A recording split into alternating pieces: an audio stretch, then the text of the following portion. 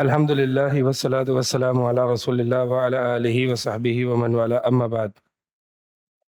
من وصایا سلف للشباب، سلف صالحین کی جو وصیتیں ہیں نوجوانوں کے لیے، وہ ہم نے کچھ پڑھی تھیں. تقریباً 6 وصیتیں ہو گئی تھیں. اچھا، اس کی میں کل چیک کر رہا تھا تو اس کی ٹرانسلیشن بھی موجود ہے، انگلش میں ٹرانسلیشن موجود ہے. اگر آپ سرچ کریں گے ایڈوائس آف دا سلف ٹو دا یوتھ PDF، تو آپ کو انشاءاللہ یہ ٹرانسلیشن بھی مل جائے گی. ہم نے 5 وصیتیں پڑھی تھیں، 5ویں ہو گئی تھی، 5ویں ہو گئی تھی، بالکل آخر میں نے کڑھائی تھی. 5ویں وصیت کا خلاصہ یہ تھا کہ حسن بصری رحمہ اللہ نے فرمایا کہ اے نوجوانوں، تمہیں چاہیے کہ تم آخرت پر فوکس کرو، کیونکہ ہم نے ایسے بہت سے لوگ دیکھے ہیں کہ جو آخرت پر فوکس کرتے ہیں ان کو دنیا مل جاتی ہے، لیکن ہم نے ایک بھی ایسا شخص نہیں دیکھا کہ جو دنیا پر فوکس کرتا ہے اس کو آخرت مل جاتی ہو. تو یہ جو آخرت پر فوکس والی جو گیم ہے، یہ ون ون سچویشن ہے. دنیا مل بھی سکتی ہے، نہیں بھی مل سکتی، آخرت تو مل جائے گی. لیکن دنیا پر فوکس کرنے والی جو سچویشن ہے نا، اس میں دنیا شاید نہ ملے، more chances, very good chances کہ دنیا نہ ملے. ظاہراً اپیرنٹلی دنیا مل جانا کوئی دنیا نہیں ہے، ٹھیک ہے، کیونکہ انسان جو دنیا حاصل کرتا ہے in pursuit of happiness, in pursuit of pleasure, ٹھیک ہے، ان پرسوٹ آف سیٹسفیکشن، دنیا اسی لیے حاصل کرتا ہے. لیکن اگر ایک انسان دنیا حاصل کرتا ہے، کیا اس کو وہ ہیپینس، وہ سیٹسفیکشن، وہ کنٹینٹمنٹ، یہ اطمینان قلب مل جائے گا؟ نہیں ملے گا، کیونکہ اللہ تعالیٰ نے اپنے دین میں ہی اطمینان رکھا ہے. تو بہتر یہ ہے، بلکہ ہونا بھی یہی چاہیے کہ انسان کو کہ وہ آخرت پر فوکس کرے. اچھا، آپ کی سوچ بالکل آخرت کی بنیاد پر کیسے ہو سکتی ہے؟ یعنی every thing you do in your life, جو بھی آپ پلان کرو، وہ کہیں نہ کہیں آخرت پیوٹڈ یا آخرت فوکسڈ ہو. کیسے؟ How are you going to do it? اور what is the difference between these guys, یعنی جن کا آخرت سینٹرک ویژن فوکس ہوتا ہے، اور جو صرف دنیا کی پلاننگ کرتے ہیں. دیکھیں، دنیا کی پلاننگ دونوں کرتے ہیں، لیکن فرق کہاں ہوگا؟ یس، مائک ہے، مائک لے لیں. شیخ، وہ اس طرح ہو سکتا ہے کہ سب سے پہلے آپ کی نیت ہو، جو بھی آپ دنیاوی کام کر رہے ہیں، کہ یہ میں اس لیے کر رہا ہوں کہ تاکہ میں اپنے دین پہ فوکس کر سکوں. مثال کے طور پہ میں علم حاصل کر رہا ہوں تو میں حلال روزی کماؤں، اللہ کے راستے میں خرچ کروں، کسی کے آگے ہاتھ نہ پھیلاؤں. یا اگر میں علم حاصل کر رہا ہوں تو میں پہلے اس سے بھی روزی کما سکوں اور دین علم بھی حاصل کروں، تاکہ میں خود بھی عمل کر سکوں اور دوسروں کو بھی سکھا سکوں. صحیح ہے، مطلب دنیا will be the means not the end. دنیا ایک وسیلہ ہوگا، اینڈ نہیں ہوگا، مقصد نہیں ہوگا. آپ کوئی اور جواب دینا چاہ رہے ہیں؟ کہ بندہ، جو فرق یہ ہوتا ہے، جو بندہ دنیاوی سوچ رہا ہوتا ہے وہ یہ سوچتا ہے کہ میں زندہ رہوں گا فیوچر میں اور لمبی زندگی ہوگی. لیکن جو آخرت کے بارے میں سوچ رہا تھا ہر معاملے میں، اس کو یہ ہوتا ہے کہ میں کبھی بھی مر سکتا ہوں، میرے کبھی موت آ سکتی ہے. تو ہر عمل سوچ رہا ہوتا ہے کہ کبھی بھی آ سکتی ہے، تو اس حساب سے کر رہا ہوتا ہے. ہاں، یعنی اس کی پلاننگ جو ہے نا اس طرح، یعنی ایک جو بندہ جو کہ آخرت کی زندگی جی رہا ہوتا ہے، اس کی پلاننگ میں بہت بڑا فرق یہ ہوتا ہے کہ کن فی الدنیا کا ان کا غریب او عابر السبیل، دنیا میں ایسا رہو جیسے کہ ایک انجان ہو یا ٹریولر ہو. اور پھر آگے عبداللہ بن عمر رضی اللہ تعالیٰ عنہما فرماتے ہیں کہ صبح ایسے حال میں کرنا، یعنی جب تم صبح کرنا تو یہ ایکسپیکٹ نہ کرنا کہ میں شام تک زندہ رہوں گا، اگر تم شام کرو تو یہ نہ ایکسپیکٹ کرنا کہ میں صبح تک. تو یعنی اس کی پلاننگ جو ہے آخرت کی وہ پوری ہوئی بھی ہوتی ہے، ٹھیک ہے. دنیا میں وہ پلان کرتا ہے ایسے کہ جیسے اسے لمبی زندگی جینی ہے، آخرت کی وہ پلاننگ ایسے کرتا ہے جیسے کہ اگلے لمحے مر جانا. اور صحابہ اور نبی علیہ الصلوۃ والسلام اس طرح کی پلاننگ کیا کرتے تھے. اگلے 10 سال کی پلاننگ کرنا کوئی بری بات نہیں ہے، اگلے 20 سال کی پلاننگ کرنا کوئی بری بات نہیں ہے، آن کنڈیشن یہ ہے، شرط یہ ہے کہ آخرت کی ایسی پلاننگ ہو کہ اگلے لمحے اگر میں اللہ کے پاس چلا جاؤں تو پھر اللہ کو کیا جواب دوں گا. وہ پلاننگ سائڈ بائی سائڈ چلنی چاہیے. اور یہ بات صحیح ہے کہ نبی علیہ الصلوۃ والسلام نے فرمایا اللہم لا تجعل الدنیا اکبر ہمنا، کہ اے اللہ دنیا کو میرا سب سے بڑا ہم و غم نہ بنا دینا. یعنی اس کا مطلب یہ ہے کہ آپ اپنے آپ سے یہ سوال کرتے ہیں کہ اگر یہ جو میرے پاس دنیا ہے، اگر یہ دنیا اللہ نہ کرے چلی جائے تو میری کیفیت کیا ہوگی. اور یہ خاص طور پر جب ہم یہ غزہ وغیرہ کے حالات دیکھتے ہیں تو ہمیں اس طرح ریفلیکشن اپنے بارے میں کرنی چاہیے کہ اگر یہ چیز میرے اوپر آ گئی تو میرا ریئیکشن کیا ہوگا. کیا میں واویلا مچاؤں گا، کیا میں شور کروں گا، کیا میں روؤں گا دھوں گا، یا میں اس پہ صبر کروں گا. ٹھیک ہے، کیونکہ یہ انسان اپنے بارے میں اس طرح سے سوچے، اس طرح سے ریفلیکٹ کرے، تدبر کرے، تو اپنے بارے میں اس کو پتہ چلے گا کہ میں دنیا کے لیے جی رہا ہوں یا آخرت کے لیے جی رہا ہوں. تو خیر یہ حسن بصری رحمہ اللہ کی وصیت تھی، نصیحت تھی، ایڈوائس تھی. اور آگے ہی ہم نے اگرچہ یہ پوری نہیں پڑھی تھی شاید، فرماتے ہیں شیخ عبد الرزاق البدر کہ ولا يفهم ما تقدم ان الانسان يترك تحصيل ما يقيم دنياه ورزقه ومسكنه وملبسه.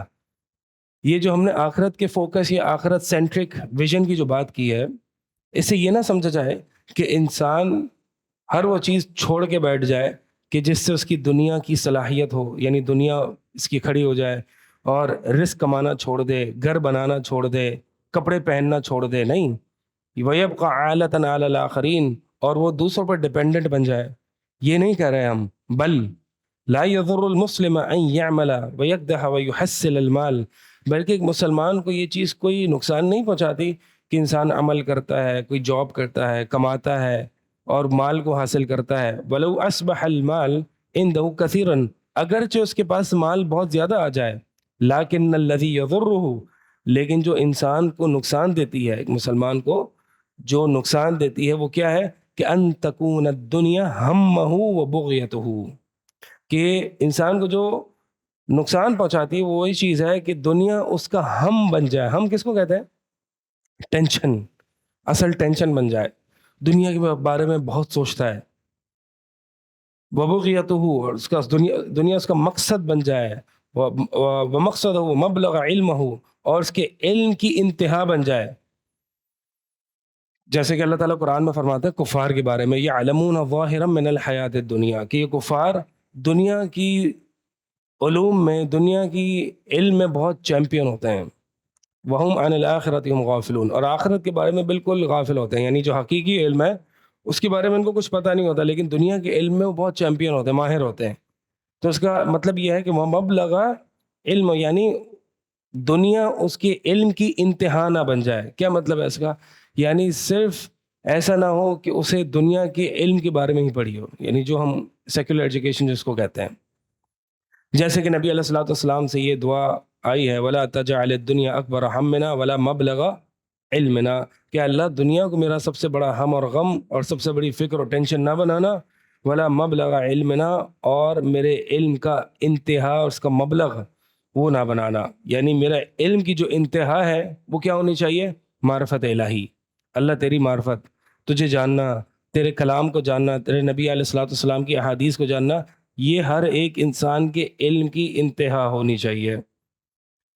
نبی علیہ الصلوۃ والسلام کی ایک اور حدیث یہاں پہ ذکر کرتے ہیں کہ انک ان تذر ورثتک اغنیاء خیر من ان تذرهم عالۃ یتکففون الناس، کہ تیرے لیے یہ زیادہ بہتر ہے کہ تو اپنے ورثاء کو، یعنی اپنی اولاد کو، اپنے بہن بھائیوں کو، جو تیرے ورثاء ہیں، جو تیرے ڈپینڈنٹس ہیں، تو ان کو غنی چھوڑ کے جائے. یہ زیادہ بہتر ہے بنسبت اس کے کہ تو ان کو عالتاً ڈپینڈنٹس چھوڑ کے جائے. یعنی اب تو چلا گیا تو اب وہ ہاتھ پھیلاتے رہیں، لوگوں سے مانگتے رہیں. تو اپنے جو آپ کے ماتحت جو کہ ڈپینڈنٹس ہیں ان کو غنی چھوڑ کے جانا، ان کو پالنا، ان کو فائنینشیل اسسٹنس پرووائڈ کرنا، یہ ایک مقاصد ہیں. اس کو یہ نہ سمجھا جائے کہ بس یہ بھی دنیا ہے، نہیں، یہ مقاصد ہیں. اللہ کے نبی علیہ الصلوۃ والسلام نے اور اللہ تعالیٰ نے ہماری ذمہ داری لگائی ہے کہ ہم نے اپنے ڈپینڈنٹس کو فائنینشلی اسسٹ کرنا ہے، فائنینشلی پرووائڈ کرنا ہے. فمن جعل ہمہ الآخرہ، بس جو شخص اپنی آخرت کو اپنی اصل فکر بنا لیتا ہے، جمع اللہ علیہ شملہ، اللہ تعالیٰ اس کے کاموں کو سمیٹ دیتا ہے. وَأَتَتْهُ الدُّنْيَا وَهِيَ رَاغِمَةٌ، اور دنیا اس کے پاس آتی ہے اس حال میں کہ وہ ذلیل ہوتی ہے, اس کے تابع ہوتی ہے. لیکن من جعل ہمہ الدنیا, جو دنیا کو اپنی اصل فکر بنا لیتا ہے, جعل اللہ فقرہ بین عینی, اللہ تعالیٰ فقر کو اس کی آنکھوں کے درمیان رکھ دیتا ہے. ولم یأتہ من الدنیا الا ما کتبہ اللہ لہ, اور دنیا اس کے پاس صرف اتنی ہی آتی ہے جتنی اللہ تعالیٰ نے اس کی تقدیر میں لکھ دی ہے. اچھا, یہ الفاظ شیخ عبدالرزاق البدر نے نبی علیہ السلام کی حدیث سے, یعنی یہ جو الفاظ ہیں یہ آپ صلی اللہ علیہ وسلم کی حدیث کے الفاظ ہیں. چلیں, الوصیۃ السادسہ, الوصیۃ السادسہ, چھٹی وصیت کیا ہے؟ ہاں, سوال تھوڑا سا ہم بعد میں لیں. ومن وصایا السلف للشباب, سلف صالحین کی نوجوانوں کو وصیتوں میں سے ایک وصیت یہ بھی ہے کہ جو عقبہ بن ابی حکیم نے فرمایا, کہتے ہیں کہ ہم ایک مرتبہ عون بن عبداللہ کے پاس بیٹھے تھے, تو عون بن عبداللہ ہم سے کہتے ہیں, اور ہم نوجوان تھے, عون بن عبداللہ کہتے ہیں کہ یا معشر الشباب, اے نوجوان کی جماعت, قد رعین الشباب یموتون, بے شک ہم نے نوجوانوں کو مرتے ہوئے دیکھا ہے, تو یہ نہ سمجھنا کہ نوجوان مرتے نہیں ہیں. فما ينتظر بالحصاد اذا بلغ المنجل, بس حصاد کہتے ہیں ہارویسٹ کرنا, تو ہارویسٹ کا انتظار نہیں کیا جاتا جب منجل پہنچ جاتا ہے. منجل کیا ہے؟ پرانے زمانے میں ایک ہارویسٹنگ کا ایک آلہ ہوتا ہے, ہارویسٹنگ مشین یا ہارویسٹنگ ٹول ہوتا ہے, ٹھیک ہے. تو ہارویسٹ کا انتظار نہیں کیا جاتا جب تک یہ منجل آ جاتا ہے. یعنی جب منجل آ جاتا ہے, اس کا مطلب کیا ہے؟ مطلب یہ ہے کہ عموماً ہم جب لوگوں کو دیکھتے ہیں کہ وہ دیکھو فلاں شخص وہ بڑی عمر کو پہنچا ہے, تو ہم یہ سمجھتے ہیں کہ ہم بھی اس عمر تک پہنچیں گے, اور ہم دھوکہ کھا جاتے ہیں. تو یہی فرما رہے ہیں آگے, مرادہ کہ شیخ عبدالرزاق بدر فرما رہے ہیں کہ ان کی مراد یہ ہے کہ ان من بلغ ھذا السن حان لہ ان یحصد, کہ جب ایک شخص ایسی عمر کو پہنچتا ہے تو پھر ان کا ہارویسٹنگ کو کیا کہتے ہیں اردو میں؟ کاشتکاری. اچھا, اس کا ہارویسٹنگ کا جو وقت ہے وہ قریب آ جاتا ہے, کیونکہ جب کھیتی باڑی جب پک جاتی ہے, فصلیں پک جاتی ہیں, تو اس کا ہارویسٹنگ کا پیریڈ آ جاتا ہے. والذی کبر ایضا دنت منیتہ فذکر لهم ذلك لینبہہم الا یغتر الانسان برؤیته لمن امد له في العمر لان كثير من الناس يغتر عندما يرى بعض المعمرین ويظن انه سيبلغ من العمر مثلا. فرما رہے ہیں کہ جب لوگ اپنے سے بڑے لوگوں کو دیکھتے ہیں کہ جن کی ایج 50 60 70 80, تو ہم بھی دھوکہ کھا جاتے ہیں کہ شاید ہم نے بھی اس ایج تک پہنچنا ہے. نوجوان عموماً یہ کب کریں گے؟ جی جب ہم 50 60 سال کے ہو جائیں گے. یہ گارنٹی کہاں سے آتی ہے اس کے پاس؟ جب وہ دیکھتا ہے کہ میرے بڑے کچھ ہیں کہ جو 70 80 سال کے ہیں, تو وہ بھی دھوکے میں آ جاتے ہیں. وہ بھی کیا کہتے ہیں کہ ہم بھی اس عمر تک پہنچیں گے, ٹھیک ہے. تو ایسا نہیں ہوتا, کہ یعنی انسان کو ایک دھوکہ لگتا ہے, دھوکہ کھا جاتا ہے کہ جب وہ دیکھتا ہے. اسی ضمن میں ایک شعر یہاں پہ ذکر کیا ہے کہ یعمر واحد فیغر قوما, ایک شخص اولڈ ایج تک پہنچتا ہے, فیغر قوما, اور دھوکے میں ڈال دیتا ہے پوری قوم کو. پوری قوم دھوکے میں مبتلا ہو جاتی ہے کہ دیکھو یہ 80 سال تک پہنچا ہے نا, تو ہم بھی 80 سال تک پہنچیں گے. وَيُنْسَى مَن يَمُوتُ مِنَ الشَّبَابِ, اور بھلا دیا جاتا ہے کہ جو نوجوان میں بھی مرتے ہیں. یعنی مطلب یہ ہے کہ نوجوان میں بھی لوگ مرتے ہیں, بلکہ آگے ذکر کریں گے کہ جو ریشو ہے. اچھا, یہ آپ اگلا ہوم ورک کرنا, ٹھیک ہے, میں نے نہیں دیکھا, میں نے سوچا تھا میں دیکھوں گا. اسٹیٹسٹکس دیکھنا کتنے پرسنٹیج یعنی ریشو کس کا زیادہ ہے, نوجوانوں کی موت کا. اور نوجوان میں آپ 40 سال سے نیچے دیکھنا, 40 سال سے نیچے کی موت کا اور 40 سال سے اوپر کتنے لوگ زیادہ جو ہیں وہ ان کے ریشیو ہے ڈیتھ کا. یا اب کسی کو پتا ہے تو بتائیں, تو کیا نہیں مارنا ہے اب یہاں کا سچویشن. ہاں, انفنٹ بھی کاؤنٹ کریں گے. سچویشن بھی ڈپینڈ کرتی ہے. اب میں آپ کو صرف پاکستان کے بتا رہا ہوں کیونکہ ہم صرف پاکستان میں رہتے ہیں. ٹھیک ہے, کچھ جگہ ہوتے ہیں کہ جہاں پہ جو ہے وہ ریشو مختلف ہو. تو یہ یہاں پہ آگے ذکر کریں گے کہ نوجوان بوڑھوں کی بنسبت زیادہ مرتے ہیں, کیونکہ آپ ایک فیملی میں دیکھیں تو ایک فیملی میں بڑے کم چھوٹے زیادہ ہوتے ہیں, جوان زیادہ ہوتے ہیں. خیر, اور اسی معنی میں حسن بصری رحمہ اللہ فرماتے ہیں کہ یا معشر الشیوخ ما ينتظر بالزرع اذا بلغ, اے بوڑھوں کی جماعت, مجھے یہ بتاؤ کہ جب فصلیں پک جاتی ہیں تو پھر کس چیز کا انتظار کیا جاتا ہے؟ بتاؤ کس چیز کا؟ ہارویسٹنگ کا, یعنی موت کا. ٹھیک ہے, اب تمہارا کٹنے کا ٹائم آ گیا ہے تو تم نہارے جانے کا ٹائم آ گیا ہے. اور پھر انہوں نے کہا قالو الحصاد, ہارویسٹنگ کا انتظار کیا جاتا ہے.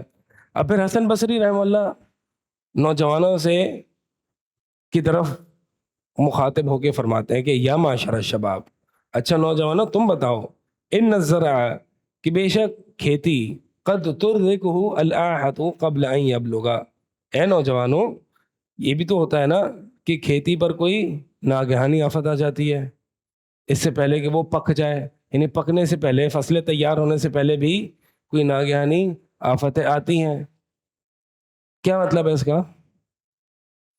یعنی نوجوان کو بھی موت آتی ہے, نوجوان کو بھی موت آ جاتی ہے,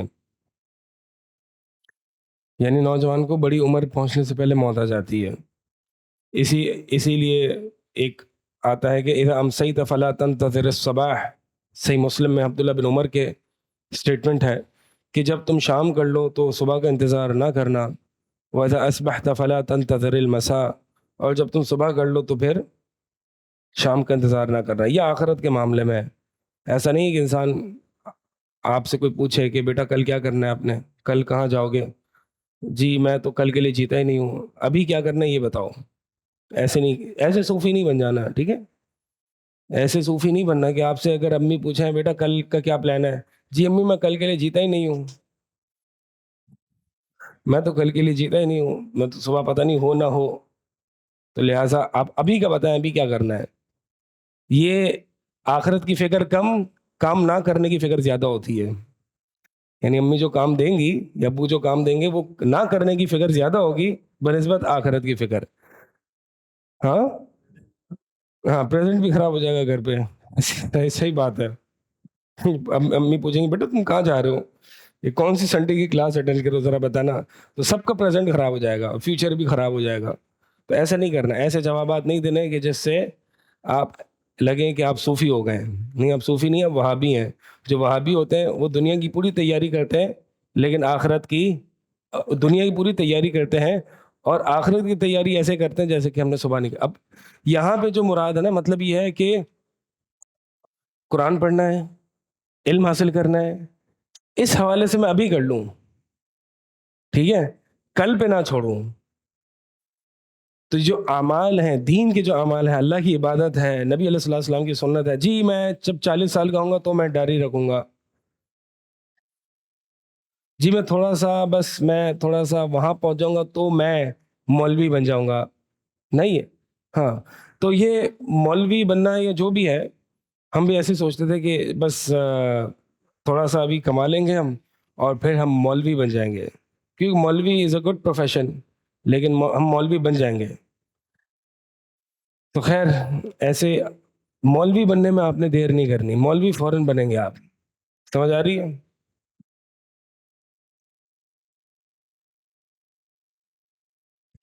ابن الجوزی رحمہ اللہ فرماتے ہیں یجب علی من لا یدری متی یبغته الموت ان یکون مستعدا, اس شخص پر واجب ہے کہ جسے نہیں پتا کہ اس کی اچانک موت کب آئے گی, کہ وہ پریپیئرڈ رہے, تیار رہے.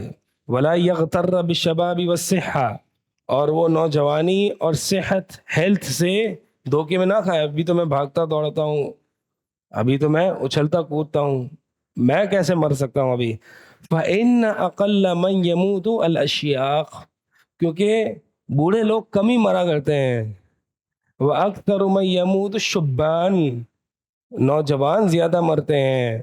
ولہذا ينظر من يكبر, اسی لیے بہت نادر ہے, کم ہوتے ہیں ایسے لوگ جو بڑی عمر تک پہنچ پاتے ہیں. وشاہد ذلك انك اذا, اور اس کی آپ دلیل دیکھنا چاہیں, آبزرویشن دیکھنا چاہیں تو وہ یہ ہے کہ آپ اگر نظر فی الاسر, جب آپ فیملیز میں دیکھیں, فستجد المعمرین قلۃ, تو آپ دیکھیں گے کہ اولڈ ایجڈ پیپل جو ہوتے ہیں وہ کم ہوتے ہیں. وہ اکثر من یموت یکون فی مرحلۃ الشباب او الطفولہ, اور اکثر لوگ جو کہ اس دنیا سے رخصت ہو جاتے ہیں, مر جاتے ہیں, وہ نوجوانی کے مرحلے میں ہوتے ہیں یا پھر بچپن کے مرحلے میں ہوتے ہیں. بہرحال یہ ابن الجوزی رحمہ اللہ, میں نے وہی بتایا کہ ابن الجوزی رحمہ اللہ اپنے زمانے کی بات کر رہے ہیں کہ جہاں پر میڈیکل فیسلٹیز اتنی اویلیبل نہیں تھیں کہ جہاں پہ بچوں کو بچایا جا سکتا ہو, کیونکہ پہلے کے دور میں جو ہے بچے زیادہ مرتے تھے, مائیں بھی مر جاتی تھیں, اور پھر بیماری کی وجہ سے نوجوان یعنی بڑی ایج تک پہنچتے نہیں تھے, نوجوان میں ہی مر جاتے تھے. تو آج جو میڈیکل فیسلٹیز اویلیبل ہے ہمارے پاس, اور میڈیکل سائنس کی جو ترقی ہے, اس وجہ سے, اس لیے میں آپ کو کہہ رہا ہوں کہ آج اس کو آپ دیکھیں کہ کیا ہے. لیکن بہرحال کہیں کسی جگہ پر نوجوان زیادہ مرتے ہوں گے, کسی جگہ پر نوجوان زیادہ کم مرتے ہوں گے. الوصیۃ السابعہ, ساتویں وصیت. من وصایا سلف للشباب, سلف صالحین کی وصیت نوجوانوں کے لیے ایک یہ بھی ہے کہ جو کہ قابوس بن ابی ذیبان سے ملی ہے, اور وہ کیا ہے, کہتے ہیں کہ صلینا یوما خلف ابی ذیبان صلاۃ الاولی, ہم نے ایک مرتبہ نماز پڑھی ابو ذیبان یعنی قابوس کے پیچھے, اور ہم کیا تھے, ونحن شباب, اور ہم نوجوان تھے, کلنا من الحی, اور ہم پڑوسی تھے آپس میں, سب کے سب نیبرہڈ یعنی پڑوس میں سے تھے. کس کو, ہاں ہے یعنی ایک ہی قبیلے یا پڑوسی کے اسی معنی میں آتا ہے, نیبرہڈ پڑوس, اور ہم جو ہے وہ سب کے سب ایک ہی نیبرہڈ کے تھے. اور اس اصل میں ہوتا یہ تھا کہ پہلے کے زمانے میں جو نیبرہڈ اور پڑوس تھے وہ آپس میں رشتہ دار ہوتے, ایک ہی قبیلے کے ہوتے تھے, ٹھیک ہے. تو ہم سب کے سب نوجوان تھے اور ایک ہی فیملی سے بلونگ کرتے تھے. الا المؤذن, سوائے مؤذن کے. مؤذن کون ہوتا ہے, جو اذان دینے والا ہوتا ہے. فإنه شیخ, کیونکہ وہ تو شیخ تھے. شیخ کا مطلب کیا ہے یہاں پہ, نہیں بوڑھے تھے, بوڑھے تھے. شیخ دو معنوں میں استعمال ہوتا ہے, ایک ٹیچر کے معنی میں, تین معنوں بلکہ استعمال ہوتا ہے. شیخ تین معنوں میں استعمال ہوتا ہے, اس کنفیوژن کو دور کر لیں آج, ٹھیک ہے. اسی لیے آپ کو جی وہ تو اپنے آپ کو شیخ, وہ تو شیخ کہہ رہا ہے, وہ شیخ ہے کیا, یہ لوگ کنفیوژن میں ہمیشہ مبتلا ہوتے ہیں. تو اس لیے لہٰذا یہ بات یاد رکھ لیں, شیخ تین معنوں میں استعمال ہوتا ہے. ایک ٹیچر کے معنی میں, اس کا مطلب جو بھی آپ کا ٹیچر ہے وہ آپ کا شیخ ہے, ٹھیک ہے. آپ مصطلح الحدیث کی کتابوں میں اور آداب العلم کی کتابوں میں یہ پڑھتے ہیں. دوسرا بوڑھے کے معنی میں, بوڑھے شخص کے معنی میں ہوتا ہے. تیسرا وہ شخص کہ جو علم کے سمندر میں ڈوبا ہوا ہوتا ہے, یعنی جو ایک واقعی دینی معنوں میں ایک جس نے اپنے بال علم میں سفید کیے ہوتے ہیں, وہ بھی شیخ, اس کو بھی شیخ کہا جاتا ہے. کاسٹ میں بھی کہتے ہیں, لیکن کاسٹ میں تو بعد میں آتا ہے نا, کاسٹ میں پہلے تو نہیں آتا, میرے خیال میں پہلے بھی آتا ہے. اچھا خیر, یہاں پہ بھی ٹائٹل کی بات ہو رہی ہے, وصف یعنی کیریکٹرسٹک کی بات ہو رہی ہے. ہاں پیر کو تو پتہ نہیں کیا کچھ کہتے ہیں. ہاں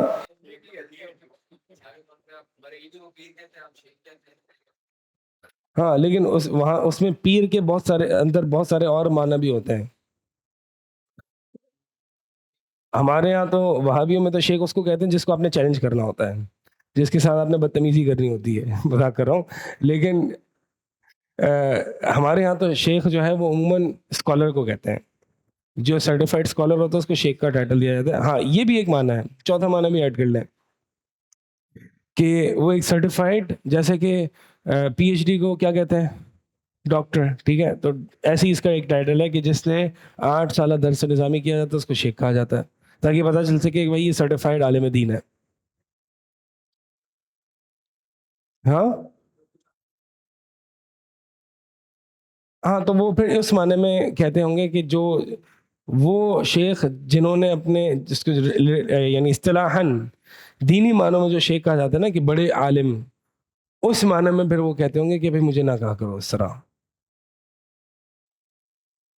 استاد کون ہوتا ہے جی؟ استاد کون ہوتا ہے؟ استاد مجھے نہیں پتا کون ہوتا ہے. یہ ہے نا اس لیے استاد, میں نے لوگوں نے اپنے اپنے ٹائٹلز بنائے ہوئے, اس میں ٹائٹلز بنانے میں کوئی حرج نہیں ہے. ایک پھر برادر بھی آتا ہے, برادر سے اوپر استاد ہوتا ہے, استاد سے اوپر شیخ ہوتا ہے, شیخ سے اوپر علامہ ہوتا ہے. ہمارے یہاں ماشاء اللہ بڑے ٹائٹلز پائے جاتے ہیں. کیپ اٹ سمپل, شیخ. سلف کا جو طریقہ تھا بس شیخ, یہ اتنے سارے ٹائٹلز. بلکہ مطلب جو ہمارے اسلاف کا, جو قریبی اسلاف کا جو طریقہ تھا وہ شیخ ہی تھا. ہاں, جس نے تمام علوم میں مہارت حاصل کی ہوتی ہے, ہر علم میں وہ چیمپئن ہوتے ہیں, اس کو شیخ الاسلام کہا جاتا ہے, جیسے کہ ابن تیمیہ رحمہ اللہ ہے. اور اگر جس کا واقعی علم ہے, جس کو علامہ ابن القیم ہے, ٹھیک ہے, تو اس کو علامہ کہا جاتا ہے. باقی استاد, بردر, بھائی, یہ ہمارے یہاں پتہ نہیں جب سے موٹیویشن اسپیکنگ آئی ہے, یعنی جب سے ان لائسنسڈ پیپل, انسرٹیفائڈ علماء جب آگے میدان میں اترے تو پھر یہ ٹائٹلز آئے. ورنہ تو یہ سلف صالحین میں تو یہ چیز تھی ہی نہیں کہ ایک انسرٹیفائڈ جس کے پاس سند موجود نہیں ہے وہ کچھ بول سکتا ہے دین کے بارے میں, یعنی پروفیشنلی وہ دین کے بارے میں کچھ بول سکتا ہے. ٹھیک ہے, امر بالمعروف و نہی عن المنکر ایک عام ہے. اور میں کل نہیں 5-6 دن پہلے جو ہے وہ شیخ صالح الفوزان رحمہ اللہ کا, حافظہ اللہ کا جو ہے وہ ان کا فتویٰ پڑھ رہا تھا. ان سے کسی نے پوچھا کہ وہ شخص جس کے پاس سند نہ ہو, سند یعنی سرٹیفائڈ عالم دین نہ ہو, کہ جس کے پاس پراپر سند ہو, علماء کا اجازہ ہو کہ یہ میری روایت سے آگے علم آگے منتقل کر سکتا ہے, اگر جس شخص کے پاس یہ اجازہ, یہ سند, یہ سرٹیفکیٹ نہ ہو, کیا وہ دین کی تبلیغ فل ٹائم سے مراد یہ ہے کہ وہ پروفیشنلی مسند پر بیٹھ کے, کرسی پہ بیٹھ کے لوگوں کو آگے دین بتا سکتا ہے یا نہیں؟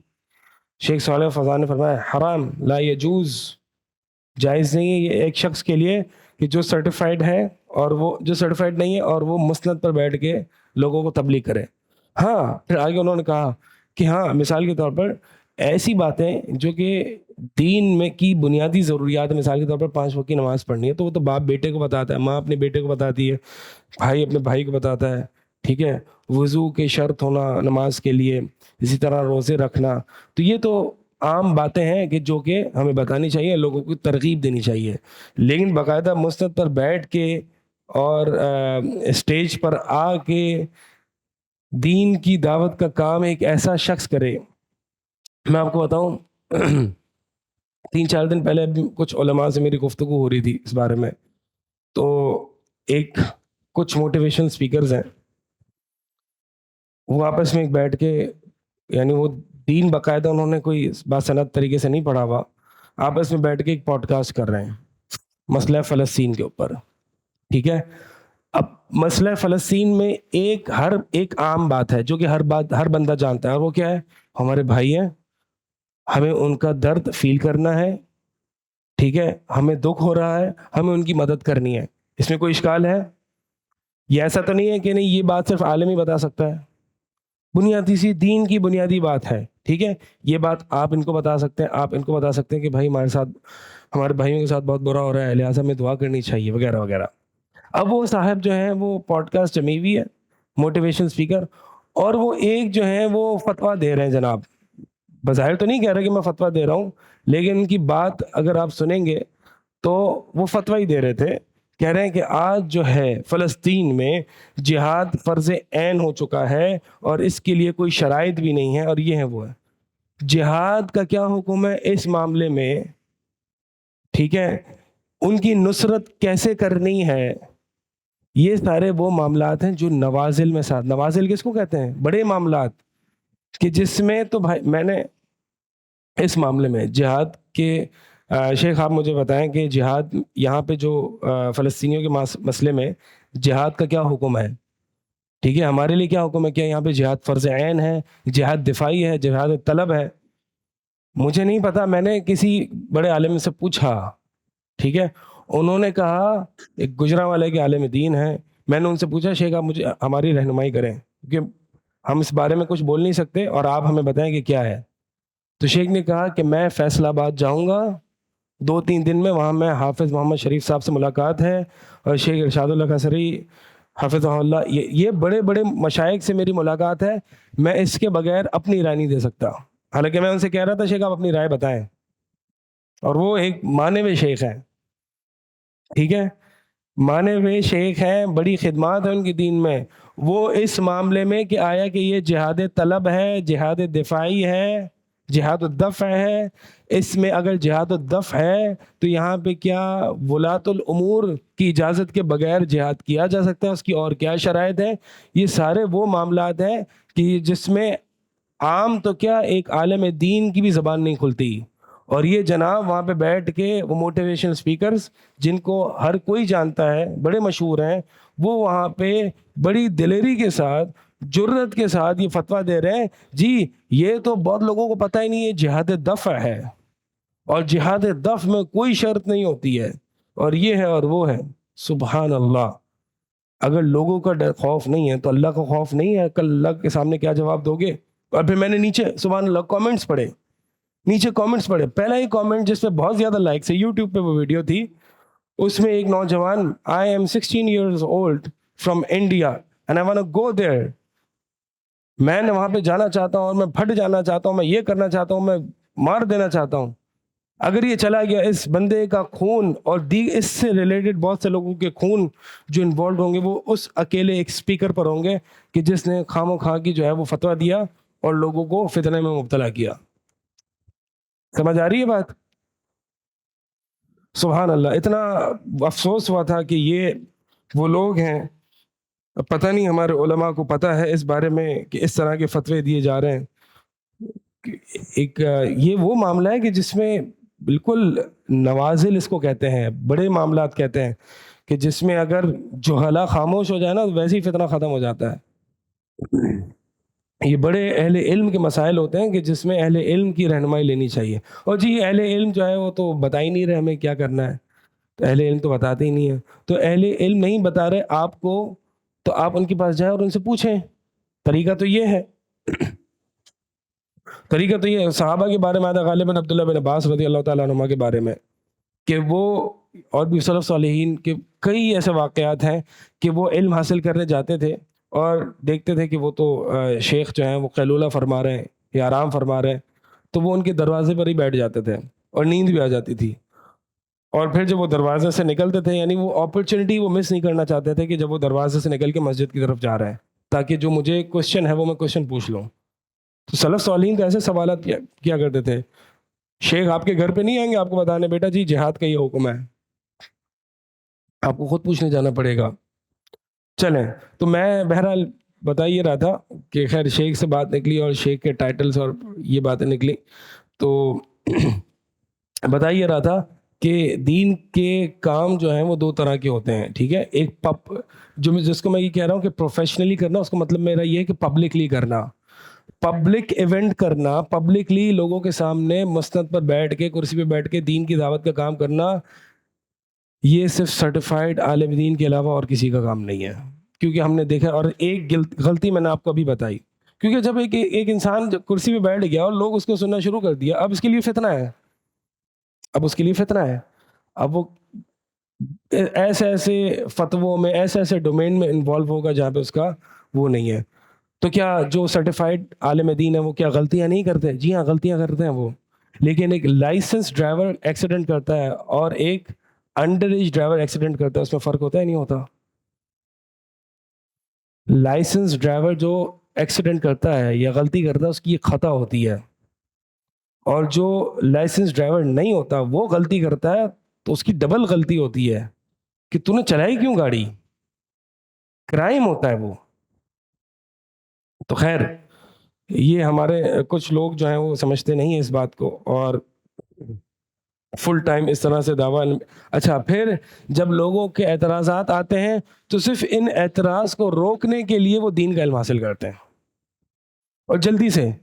ہاں کہیں میں دیکھوں کہیں آن لائن پروگرام ہو رہا ہے 3-4 سال کا, اس کو جلدی سے وہ ڈاؤن لوڈ کر لوں, 2x پہ سن کے جلدی سے ایگزامس دوں, بس میرے نام کے آگے یہ لگ جائے کہ میں نے پاس آؤٹ کر لیا. اس لیے علم حاصل کریں گے آپ, اس لیے کہ لوگوں کے اعتراضات آ رہے تھے کہ آپ کیسے دین کا کام کر رہے ہیں, آپ تو سرٹیفائڈ ہی نہیں ہیں.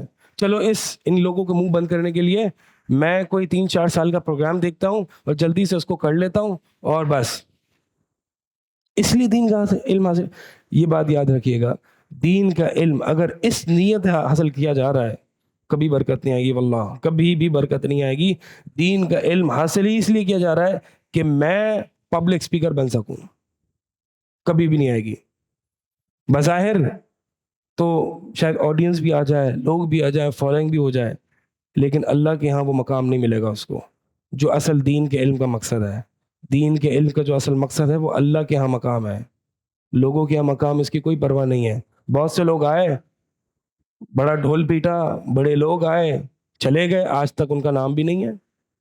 لیکن کچھ لوگ ایسے آئے کہ نہ ان کا ڈھول پیٹا گیا, نہ ان کی واہ واہ ہوئی, نہ ان کی شہرت ہوئی. ان کے جانے کے بعد جو ان کے مکتبات اور جو کام کھڑے ہوئے وہ اخلاص کی برکت کی وجہ سے, وہ اخلاص ہے. خیر, ہم وصیت پڑھ رہے تھے. قابوس بن نبی زیبان کہتے ہیں کہ ہم ایک دن جو ہے وہ ان کے پیچھے نماز پڑھی ہم نے, اور ہم نوجوان تھے اور ہم ایک ہی پڑوس, ایک ہی نیبرہڈ میں سے تھے, سوائے مؤذن کے وہ بڑے بوڑھے تھے. فَإِنَّهُ شَيْخٌ, وہ بوڑھے تھے. فَلَمَّا سَلَّمَ, پس جب انہوں نے سلام پھیرا, التفت الینا, تو وہ ہماری طرف متوجہ ہوئے. ثم جعل يسأل الشباب, پھر وہ نوجوانوں سے پوچھتے رہے, من انت من انت, آپ کون ہے, آپ کا نام کیا ہے, آپ کا نام کیا ہے. فلما سألهم, تو بس جب ان سے ان کی انٹروڈکشن لے لیا تو پھر قال على وجه الحث والتشديد والتنشید, تو نوجوانوں کو اسٹیمولیٹ کرنے کے لیے, ان کو انکریج کرنے کے لیے, ان کو موٹیویٹ کرنے کے لیے ان سے پوچھا, ان سے کہا انه لم يبعث نبی الا وهو شاب. سنو نوجوانوں, نبی کو, کوئی بھی نبی کو نہیں بھیجا گیا مگر وہ نوجوان تھا. یعنی جب نبوت ان کو ملی وہ نوجوان تھے. ولم يؤت العلم خیر منہ وهو شاب, یعنی یہ ایک قول کے مطابق نوجوان, کیونکہ انبیاء کو عموماً نبوت جو ہے وہ 40 سال کی عمر میں ملتی ہے, اور میں نے آپ کو بتایا تھا کہ بعض اہل علم کے نزدیک 40 سال تک نوجوانی ہوتی ہے اور بعض کے نزدیک 34, 35, 33 ایئرز اس طرح ہوتی ہے. تو ہر نبی جس کو بھیجا گیا وہ نوجوان ہی تھے. اور دیکھیں انبیاء علیہ السلام نے کیا ریولیوشن کھڑے کر دیے. ولم یؤت العلم خیر منہ وهو شاب, اور علم حاصل کرنے کی جو سب سے بہترین عمر ہے وہ کیا ہے, نوجوانی ہے. لہٰذا یہ نہ کہنا کہ میں جب تھوڑا سا سیٹل ہو جاؤں گا, اپنی فیملی لائف سیٹل کر لوں گا, اپنی جاب, اپنی بزنس سب میں پورا سیٹل کر لوں گا اور پھر میں علم کو حاصل کروں گا. نہیں, بہترین وقت ابھی ہے, نوجوانی کے وقت. اس عمر میں جو علم آتا ہے اس کی برکات الگ ہوتی ہیں.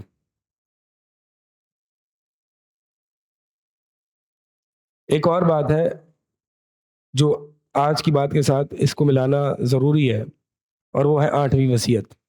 8ویں وصیت کا سمری یہ ہے کہ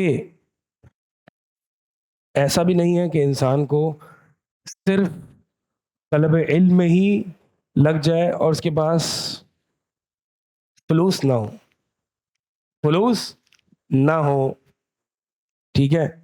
اب اگر فلوس نہیں ہے تو پھر نکاح بھی نہیں ہے, نکاح نہیں ہے تو پھر ذہنی آوا منتشر ہے, خاص طور پر آج اس دور پرفتن دور میں.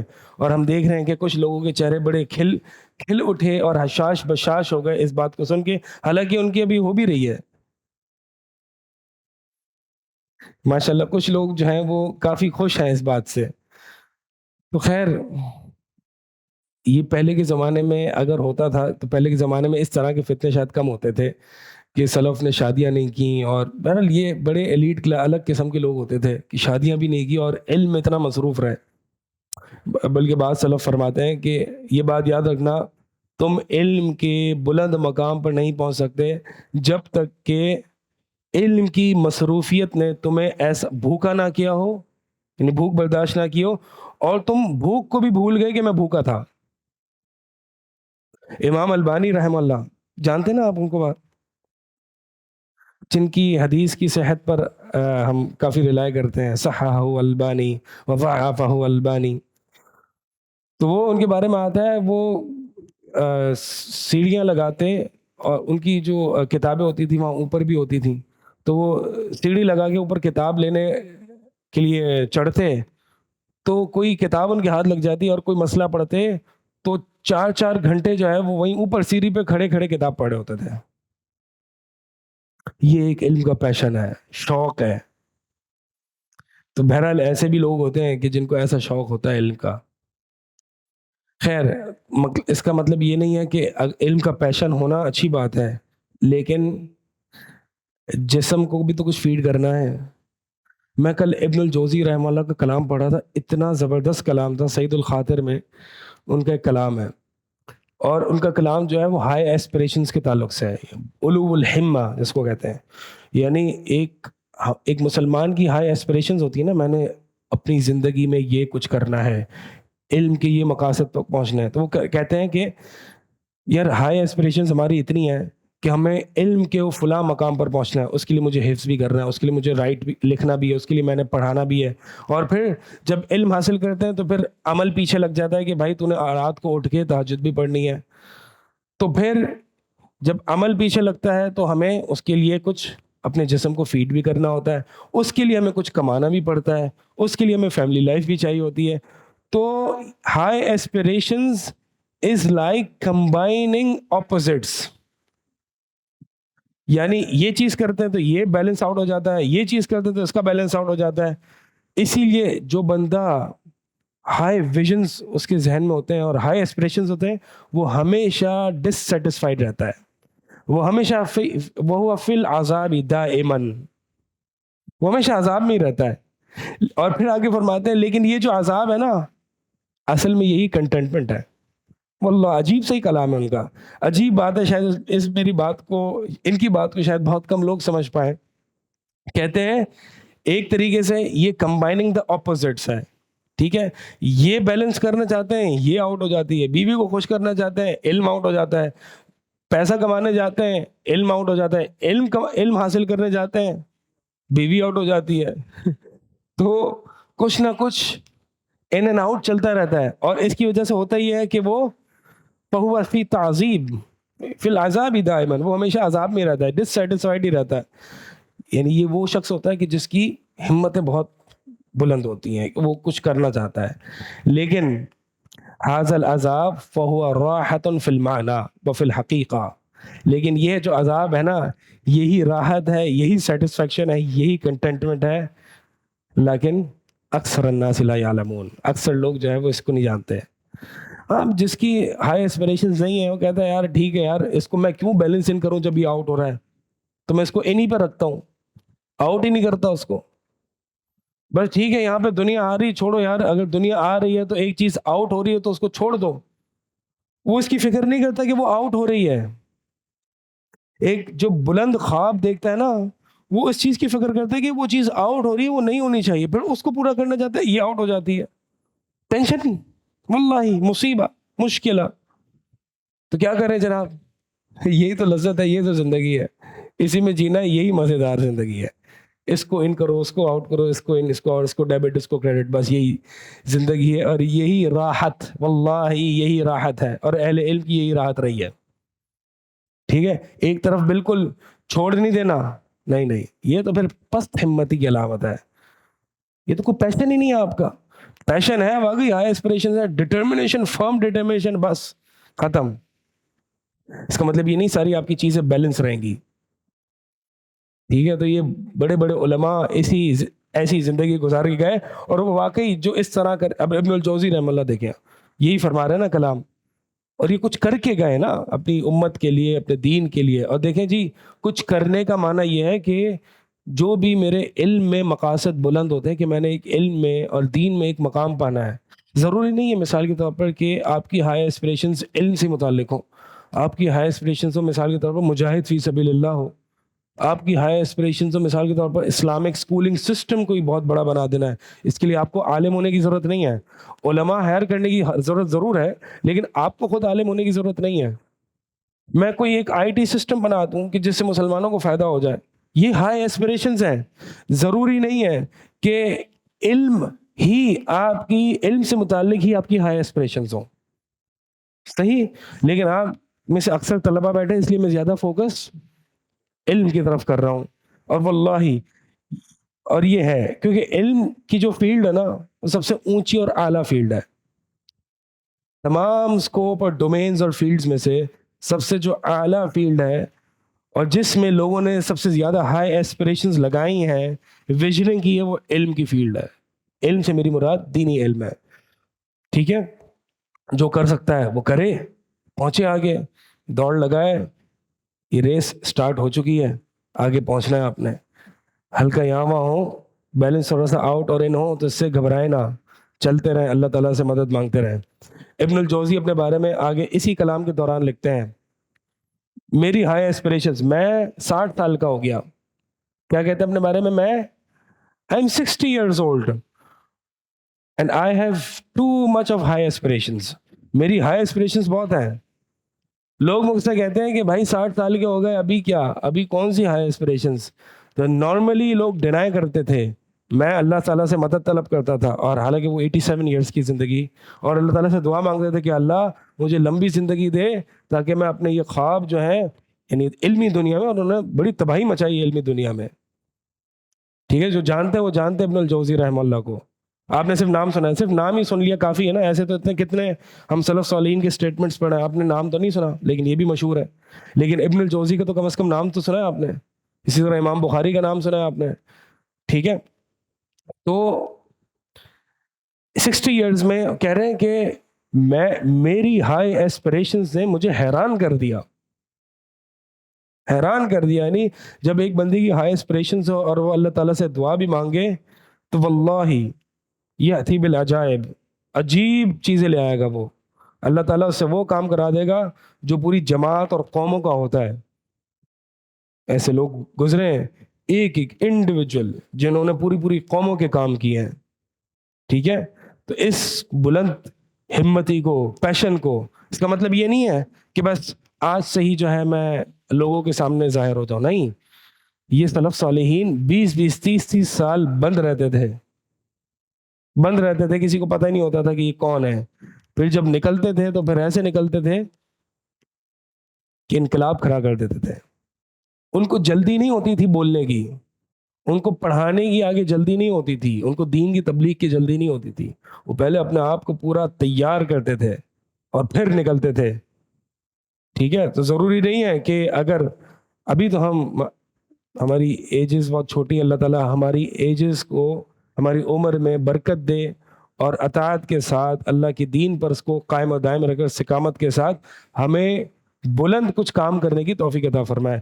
شیخ محمد بن عبد الوہاب رحمہ اللہ, ان کے بارے میں آتا ہے کہ وہ کعبے کے درمیان, کعبے کے دروازے اور حجر اسود کے درمیان ملتزم کہلاتا ہے علاقہ, وہ جگہ ملتزم کہلاتی ہے. وہاں پہ نبی علیہ الصلوۃ والسلام نے اپنا سینہ مبارک رکھ کے وہاں پہ دعا مانگی ہے, ٹھیک ہے. بعض روایت میں آتا ہے.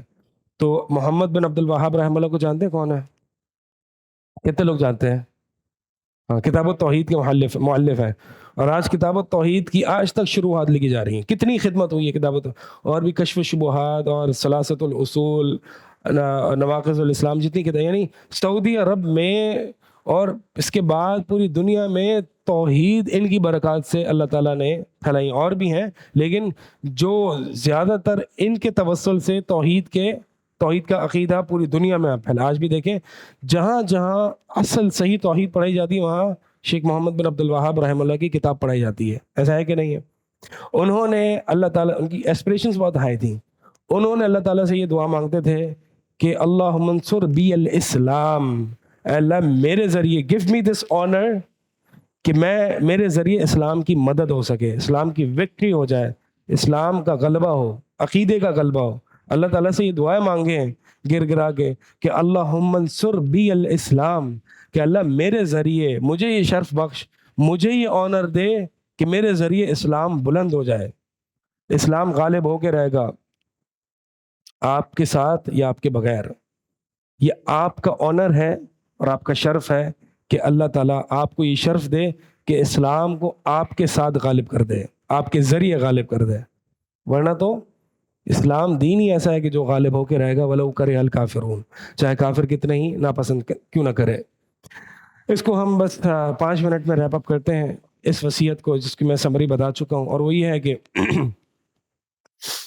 امام احمد نے اپنی کتاب الورع میں عبد الوہاب الثقفی سے روایت کیا ہے، فرماتے ہیں کہ خرج علینا ایوب ای السختیانی، ابو ایوب السختیانی رحمہ اللہ ہمارے پاس آئے اور وہ کہنے لگے یا معاشر الشباب، اے نوجوان کی جماعت، احترفو، یعنی کوئی پروفیشن اپناؤ، کچھ کماؤ وماؤ تھوڑا بہت، لا تحتاجون ان تأتوا ابواب ہؤلاء، تاکہ تمہیں ان جیسے لوگوں کے گھروں پر آ کے ہاتھ پھیلانے کی ضرورت نہ پڑے۔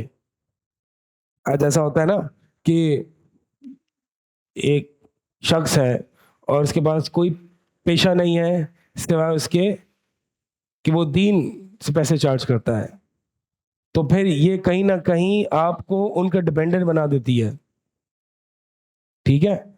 اگر آپ کو یہ حالت دیکھنی، سچویشن دیکھنی، تو آج ہمارے مساجد کے اماموں کا حال دیکھیں، وہ امام ہے مسجد کے، آپ کے نماز کے امام ہیں، وہ آپ کو لیڈ کر رہے ہوتے ہیں، لیکن امام کم نوکر زیادہ ہوتے ہیں، کیونکہ ڈپینڈنٹس ہیں، مسجد کے منتظمین کے ڈپینڈنٹس ہیں۔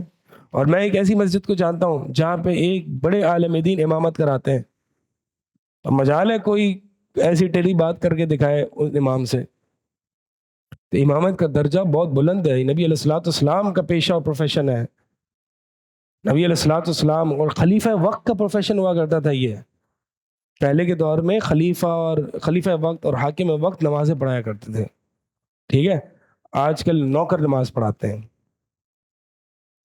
تو وجہ یہی بنی کہ پورا انہوں نے کوئی پروفیشن نہیں اپنایا، کوئی سائڈ بزنس ہو یا کوئی اپنا ایک انڈیپینڈنٹ سورس آف انکم ہو، وہ نہیں ہوئی، تو پھر انت تو ابواب ہؤلاء، پھر ان لوگوں کے دروازوں کے محتاج ہو گئے، اور پھر دین کا صحیح طریقے سے کام بھی نہ کر پائے۔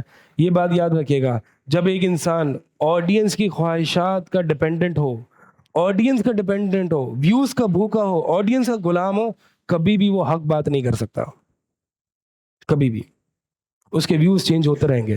اس لیے you have to have this independent source of income, must,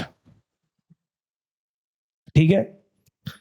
اس کا مطلب یہ نہیں ہے کہ آپ پورا بزنس امپائر کھڑے کرنا چلے جائیں اور آپ اس کو بھول جائیں، یہ بیلنس آؤٹ ہو جائے، نہیں، ایسا نہ کریں، تھوڑا تھوڑا وہاں سے کچھ نہ کچھ رکھتے رہیں، ٹھیک ہے، کوئی انڈیپینڈنٹ سورس کچھ نہ کچھ ہونی چاہیے۔ ان یکون للشاب مع تحصیلہ العلم، یعنی یہ بتا رہے ہیں کہ ایک نوجوان جو کہ علم حاصل کر رہا ہے، اس کے پاس حرفتاً کوئی ہنر ہونا چاہیے، کوئی پروفیشن ہونا چاہیے، یکتسب بہا مالا، جس کے ذریعے وہ مال کما سکے، ورزقاً، اور اس کے پاس کوئی رزق ہو، جو ینفق بہ علی نفسہ، جو وہ اپنے آپ پر خرچ کر سکے، وفیما بعد علی اہلہ وولدہ، اور اس کے پاس کوئی ایسا مال، کوئی سورس آف انکم ہونی چاہیے کہ جو اپنے اہل و عیال پر خرچ کر سکے، وہ اللہ یکون عالۃ علی الاخرین، اور یہ کہ وہ دوسروں پر ڈپینڈنٹ نہ ہو، حتی لا یحتاج الی اذا کبر، یہاں تک کہ وہ اس چیز کا محتاج نہ ہو کہ جب وہ بڑی عمر میں پہنچے کہ ان یذهب الی فلان، کہ فلاں کے پاس جا رہا ہے یا فلاں کے پاس جا رہا ہے، اس سے مدد لے رہا ہے، اس سے مدد حاصل کر رہا ہے، اس کو میسیجز کر رہا ہے، ٹھیک ہے۔ وَأَبْرَكُ الرِّزْقِ وَأَنْفَعُهُ وَأَطْيَبُهُ مَا كَانَ مِنْ كَسْبِ الْيَدِ، اور سب سے بابرکت رزق، سب سے بینیفیشل رزق اور سب سے پاکیزہ رزق وہ ہے کہ جو اس نے اپنے ہاتھ سے کمایا ہوتا ہے، کیونکہ نبی صلی اللہ علیہ وسلم کی حدیث ہے کہ سب سے بہترین رزق وہ ہے جو کہ اس نے اپنے ہاتھ سے کمایا ہے، دوسروں سے مانگ مانگ کے نہیں، چندوں پہ نہیں چل رہا، اپنے ہاتھ سے کمایا۔ داؤد علیہ السلام بادشاہ وقت بھی تھے، نبی بھی تھے، اور لوہے کو خود اپنے ہاتھ سے اللہ تعالیٰ نے ان کو طاقت دی تھی، مولڈ بھی کرتے تھے، خود اپنے ہاتھ کی کمائی کرتے تھے، اور پھر عبادت بھی کرتے تھے، اور پھر لوگوں کے مابین فیصلے بھی کرتے تھے۔ How is it possible? یہ سب کچھ کرنا کیسے پاسبل ہے؟ by the will of Allah.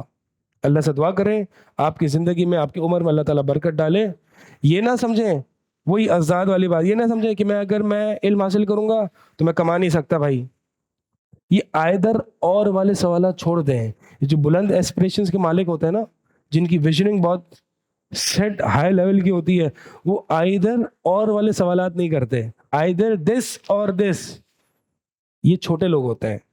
جو بڑے لوگ ہوتے ہیں نا, وہ کیا کرتے ہیں, this and this, both I'll do both انشاءاللہ. ٹھیک ہے, to be the people of high aspirations. اقول قولی ھذا استغفر اللہ لی ولکم وسائر المسلمین. جی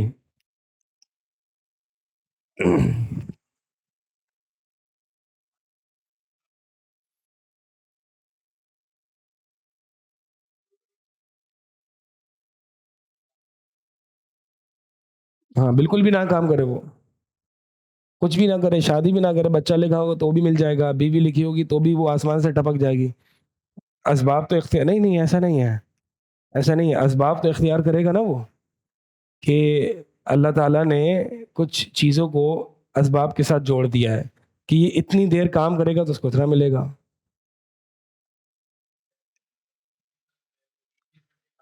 ہاں 20 گھنٹے تو کوئی نہیں کرتا.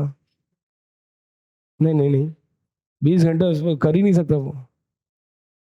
ہاں ایلان مسک بھی 16 گھنٹے کرتا ہے. ویسے ایک بک پڑھیے گا 4 hours a week, پڑھیے 4 hour week. یعنی آپ نے کمانا ہے آپ نے. اچھا جی, کمانے کو کتنا ٹائم دیں؟ صاحب کتاب, آتھر آف دا بک کا دعویٰ ہے کہ ہفتے میں 4 گھنٹے کام کریں, پیسہ میں آپ کو دوں گا. یعنی ہفتے میں 4 گھنٹے کام کرنے کے کیسے پیسہ کمایا جا سکتا ہے. Be a smart businessman. How?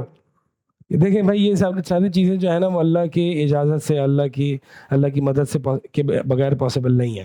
ٹھیک ہے, صحابہ بھی کمایا کرتے تھے. عمر بن خطاب رضی اللہ تعالیٰ عنہ کے بارے میں آتا ہے کہ وہ ایک دن نبی علیہ السلام کی مجلس میں جاتے تھے, اور پھر ایک دن ان کے جو پڑوسی تھے وہ جاتے تھے, اور پھر جس دن وہ نہیں جاتے تھے وہ اپنے پڑوسی سے پوچھتے تھے کہ آج نبی علیہ السلام نے کون سی حدیثیں بتائیں. البتہ یہ ہے کہ یہ 4 hour week ظاہر سی بات ہے ہر کسی کے لیے کام نہیں کر سکتا. تو جو 20 گھنٹے کام کرتے ہیں, بہرحال ان کو نہیں کرنا چاہیے. میں کیا کہوں, اور نہیں کرنا چاہیے اس کو, کیونکہ ملے گا اتنا ہی جتنا اس کی تقدیر میں ہے.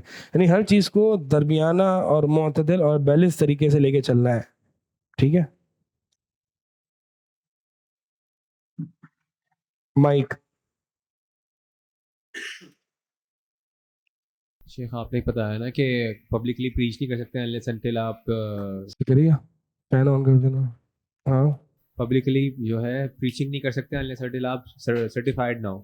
تو ماضی میں ابھی بھی ہیں کئی ایسے اسپیکرز جن کی خدمات دین کے لیے تو بہت ہیں لیکن وہ عالم نہیں تھے. جن کی کیا ہے؟ جو عالم نہیں تھے لیکن دین کے لیے خدمات بہت ہیں. ڈاکٹر بھی ہیں دین کی خدمت, علم کی میدان میں کرسیوں پہ بیٹھ کے, مطلب جس طریقے سے آپ نے بتایا نا کہ اگر آپ دعویٰ کر رہے ہو انڈیویجولی تو سمجھ آتا ہے, لیکن اس طریقے سے اسٹیج پر یا سامنے بیٹھ کر اس طرح نہیں کر سکتے. تو چلے نام لے لیتا ہوں, ڈاکٹر اسرار احمد تھے, عالم نہیں تھے. ڈاکٹر ذاکر نائک تھا, وہ بھی عالم نہیں ہے, لیکن ان کی خدمات تو بہت ہیں. دیکھیں اس میں شیخ الاسلام ابن تیمیہ رحمہ اللہ فرماتے ہیں کہ ایسے لوگ ویسے نکل جاتے ہیں اور کم ہوتے ہیں, لیکن شیخ الاسلام ابن تیمیہ رحمہ اللہ فرماتے ہیں جیسے کہ معتزلہ تھے, ریشنلسٹ, عقل پرست ایک گروہ تھا معتزلہ. ٹھیک ہے, اب انہوں نے لوگوں کو اسلام, اور اسی طرح شیعوں کے بارے میں فرماتے ہیں کہ شیعہ میں ایسے بہت سے لوگ, کچھ داعی اور کچھ وہ گزرے ہیں کہ جو لوگوں کو مسلمان کافی کیا ہے. یہ جو دہری ہے, معتزلہ کی اصل جو زیادہ تر آرگیومنٹس وغیرہ رہتی تھی وہ دہریون سے, ایتھیسٹ سے ہوتی تھی. ٹھیک ہے, تو ایتھیسٹ سے مسلمان کرنے میں معتزلہ کا بہت بڑا ہاتھ ہے. تو وہ کہتے ہیں کہ بہرحال اب دیکھیں معتزلہ جو ہیں, اب وہ خود تو گمراہ لوگ ہیں, لیکن کم از کم وہ بڑی گمراہی سے لوگوں کو چھوٹی گمراہی میں لا رہے ہیں. ٹھیک ہے, اور یہ ہر گمراہ کن فرقے یا اسپیکر کا یہ حال ہوتا ہے کہ کم از کم اس میں ایک پہلو یہ دیکھ سکتا ہے کہ وہ لوگوں کو بڑی گمراہی سے نکال کے چھوٹی گمراہی پہ لے آتے ہیں. ٹھیک ہے, ہوتی وہ بھی چھوٹی گمراہی بڑی گمراہی ہوتی ہے. شیعت جو ہے وہ بڑی گمراہی ہے, میں اس کو چھوٹی گمراہی نہیں کہہ رہا, لیکن کمپیریٹیولی میں یہ کہہ رہا ہوں کہ ایتھیزم سے تو ہاں اس کے مقابلے میں تو چھوٹی ہے. تو بات اصل میں یہ ہوتی ہے کہ کوئی بھی پیور ایول نہیں ہوتا, حتیٰ کہ ابلیس بھی. ایبسولوٹ ایول کی ایگزسٹنس اس دنیا میں موجود ہی نہیں ہے. ایبسولوٹ ایول ایگزسٹ کرتا ہی نہیں ہے, حتیٰ کہ ابلیس بھی. یعنی ابلیس اگرچہ وہ اتنا شر ہے لیکن اس میں کچھ نہ کچھ خیر تو ہوتی ہے نا, اس کی وجہ سے کچھ نہ کچھ خیر ہے. ٹھیک ہے, اب مثال کے طور پر جو اللہ کے نیک بندے ہیں وہ ابلیس کے ساتھ لڑ کے اس کے خلاف جہاد کر کے وہ ولایت کے درجے تک پہنچتے ہیں, تو ابلیس کی وجہ سے یہ درجات میں بلندی آئی نا. تو بات یہی ہے کہ ایبسولوٹ ایول ایگزسٹ نہیں کرتا, لیکن اگر ایک شخص ہے اس میں ہمیں دکھ رہا ہے شاید خیر بہت ہے, ٹھیک ہے, اور ہمارا خیر کا پرسپیکٹو ہے بہت چھوٹا کہ بس لوگ نمازیں پڑھ رہے ہیں. میں آپ کو ایک ماڈل سے ایگزامپل سے بات سمجھاتا ہوں. ایک اسپیکر ہے کہ جس نے 3-4 لوگوں کو, بہت بڑا کام نہیں کیا لیکن 3-4 لوگوں کو اس نے لگ کے تربیت کے ساتھ کام کیا اور اس کا عقیدہ بالکل درست کر دیا, لا الہ الا اللہ جو کہ نبوی دعوت تھی. اور ایک شخص ہے اس نے ملینز کو انسپائر کیا ہے, ملینز کو انسپائر کیا ہے دین پر لانے پہ کہ وہ نمازیں پڑھ لیں, لیکن اس کو توحید اور شرک کے بارے میں کچھ پتہ نہیں ہے کہ یہ 3-4 لوگ اس ملینز پر بھاری ہیں یا نہیں ہے. ہمارا عقیدہ ہے کہ یہ جو لا الہ الا اللہ کی جو انڈرسٹینڈنگ والے لوگ ہیں, ایک بندہ بھی جو ہے نا تمام پہ بھاری ہے, 3-4 کی کیا بات ہے. تو ہمارے نزدیک دین کا کام کیا ہے اور دین کا کام ہونا کیا چاہیے, اس میں بہت فرق ہے. سمجھ آ رہی ہے میں کیا بات کر رہا ہوں؟ یعنی بہت خیر, اب مثال کے طور پر بہت سے لوگ کہتے ہیں کہ ایک موٹیویشنل اسپیکر ہے, اس نے قرآن کے بہت سے لوگوں کو قرآن سے جوڑا ہے, بہت سے لوگوں کے دلوں میں اس نے قرآن سے محبت کو جگایا ہے. Very good, we appreciate this. لیکن ساتھ ساتھ اگر میں جو وہ ملینز کو انسپائر کیا ہے نا اور ملینز کے دلوں میں اس نے قرآن کی محبت ڈالی ہے, ان ملینز میں سے میں اگر کسی سے پوچھ لوں کہ بتائیں وہ شخص جو یہ کہتا ہے کہ یا رسول اللہ مدد, یہ اس کے بارے میں یہ توحید ہے یا شرک ہے, اس کو پتہ نہیں ہوگا. تو اس نے کیا خاک قرآن سے جوڑا ہے؟ اس نے کون سے قرآن سے جوڑا ہے مجھے یہ بتائیں. وہ قرآن جو کہ ہر آیت میں توحید کا درس دیتا ہے اور کتنی سینکڑوں جگہ پر یہ بتاتا ہے کہ اللہ کے علاوہ کسی اور کو نہیں پکارو. اس قرآن کی محبت ڈال کے 5-5 سال وہ پڑھ رہا ہے قرآن, لیکن اس کو توحید الوہیت کے بارے میں کچھ نہیں پتا, اس کو رب اور الہ میں ڈفرنس نہیں پتا, اس کو لا الہ الا اللہ کا مطلب نہیں پتا. اس کے نزدیک دین یہ ہے کہ ڈرگس چھوڑ دو, گرل فرینڈ چھوڑ دو, اور میوزک اپنا لو تھوڑا بہت, اور نماز ٹھیک ہے پڑھ لو. اگر دین یہ ہے اور ہم سمجھتے ہیں کہ خیر یہ ہے, تو نبی علیہ الصلوۃ والسلام نے اس دین کی دعوت نہیں دی. اگر آپ نبی علیہ الصلوۃ والسلام کی دعوت دیکھیں تو کیا تھی دعوت؟ ابو جہل کو, کفار مکہ کو پرابلم اس سے نہیں تھا کہ نبی علیہ الصلوۃ والسلام یتیموں کے ساتھ اچھا سلوک کرنے کی دعوت دیتے ہیں. کوئی ان ہز رائٹ مائنڈ اس چیز کو ڈینائی کر سکتے ہیں کہ یہ بری چیز ہے یا اچھی چیز ہے؟ یعنی اس کو تو کون نہیں مانتا. مثال کے طور پر ابھی جو فلسطین میں ہو رہا ہے, اس میں کافر بھی, بلکہ میجورٹی کافر بھی سیز فائر کے لیے کھڑے ہوئے نا, کیونکہ یہ اس چیز کو انسان کی فطرت قبول نہیں کرتی. لیکن کافر کا اپنے بھائی, کافر کا فلسطینیوں کے لیے کھڑا ہونا اور ایک مسلمان کے کھڑے ہونے میں زمین آسمان کا فرق ہے. تو بتائیے رہا ہوں کہ ابو جہل کو اس چیز سے پرابلم نہیں تھا کہ نبی علیہ الصلوۃ والسلام اچھے تعلقات قائم کرنے کے لیے کہتے تھے, یا لوگوں سے مسکراتے ہوئے ملنے, یا اچھے طریقے سے ملنے, یا جھوٹ نہ بولنے, سچ بولنے, اس چیز کی دعوت دیتے تھے. کفار کو یہ پرابلم نہیں تھا, بلکہ کفار تو اس کو اپریشیٹ کرتے تھے اور صادق اور امین کہتے تھے کہ دس از اپریشیبل, یعنی ان کے نزدیک تو یہ اپریشیٹ کیا جاتا تھا. ایسا ہے کہ نہیں ہے؟ مسئلہ کس چیز سے تھا؟ مسئلہ تھا کہ یہ ہمارے تمام معبود کو ایک معبود بنا دیتا ہے. یہ ایکسیپٹ نہیں کریں گے. اصل پرابلم یہاں تھی. تو اگر میں اپنی دین کی دعوت اور میں ملینز کو انسپائر کر رہا ہوں, اور میری دین کی دعوت کیا ہے؟ اچھے اخلاق, کہ جس سے کافر کو بھی کوئی مسئلہ نہیں ہے, تو سوری ٹو سے یہ دین اسلام نہیں ہے. پورا آپ کا جو ہے وہ عقیدہ, ایمانیات, یوم آخرت, پورا آپ کا دین اسلام ہے. صرف اخلاق پر فوکس کر کے عقیدے کو ہٹا دینا, اس کو اگنور کر دینا, یہ بھی دین اسلام نہیں ہے. صرف عقیدے کو فوکس کر کے اخلاق کے درس نہ دینا, یہ بھی کوئی دین اسلام نہیں ہے. دونوں کو چلانا ہے according to their own levels, کہ عقیدے کا مقام زیادہ ہے. ٹھیک ہے, تو ہم یہ سمجھتے ہیں کہ فلاں شخص نے جو کہ مستند عالم نہیں ہے, اس نے بہت زیادہ کام کیا ہے دین کا, تو شاید ہم دین کا کام سمجھ رہے ہیں کہ دین کا کام یہ ہے کہ لوگوں کو نماز پہ لے آنا اور لوگوں سے شراب چھڑوا دینا. یہی صرف دین نہیں ہے. سمجھ آ رہی میں کیا کہہ رہا ہوں؟ نبی علیہ الصلوۃ والسلام کے دور میں کتنی فحاشی تھی. او بھائی, طواف لوگ کرتے تھے بغیر لباس کے, گانے بجا بجا کے, اور جو پروسٹیٹیوٹس ہوتی تھیں وہ اپنے گھر کے باہر جھنڈا لگا دیتی تھیں, اور لائنیں لگی ہوتی تھیں, کھلے عام ہوتا تھا. کہیں ایک دفعہ دکھایا تھا نبی علیہ الصلوۃ والسلام نے پہلی دعوت یہ دی ہو کہ یہ کیا کر رہے ہو, شراب چھوڑو اور یہ زنا چھوڑو, یہ سب چیزیں چھوڑو. پہلی دعوت جو دی ہے وہ لوگوں کا عقیدہ ٹھیک ہے, لا الہ الا اللہ. تو دین کا کام جو یہ کر رہے ہیں اچھی بات ہے, ایک سائڈ سے اچھا کر رہے ہیں, لیکن ایک بہت بڑا سیگمنٹ چھوڑ رہے ہیں. تو میں یہ نہیں کہہ سکتا, اور وہ اسی وجہ سے چھوڑیں کیونکہ وہ ان کو پتہ نہیں ہے کہ دین میں کس دعوت کا کیا مقام ہے, انہوں نے صحیح سے پڑھا ہوا نہیں ہے. وہ ایسی آیات کو وَلَا تَدْعُوا مَعَ اللَّهِ إِلَٰهًا آخر, کہ اللہ کے علاوہ کسی دوسرے معبود کو نہ پکارو, وہ اس کو کنٹروورشل آیت کہہ کے چھوڑ دیتے, آگے چل دیتے کہ اس میں تو مختلف اوپینینز ہیں. تو یہ دین کی دعوت میں نہیں سمجھتا کہ کوئی واقعی حقیقی دین کی دعوت ہے. ڈن. سبحانک اللہم و بحمدک اشہد ان لا الہ الا انت استغفرک.